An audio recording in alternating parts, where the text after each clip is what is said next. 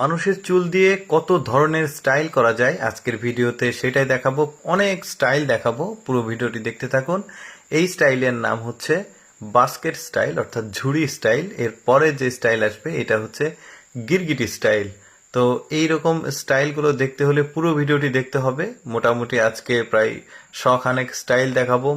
মাথার চুল দিয়ে আসলে কত রকম স্টাইল করা যায়। এর মধ্যে পছন্দ হলে আপনিও করতে পারেন। যেমন এইটা হচ্ছে প্যানি স্টাইল, ফ্রাই প্যানি আর কি, ফ্রাই প্যান স্টাইল। আপনারা চাইলে কিন্তু এভাবে ডিম ভাজি করতে পারবেন। এরকম ফয়েল পেপার মাথায় দিবেন এই কয়ডার ফ্রাই প্যানের উপর, তারপরে ছাদে চলে যাবেন, ডিম দিবেন, তেল বেঁচে যাবে।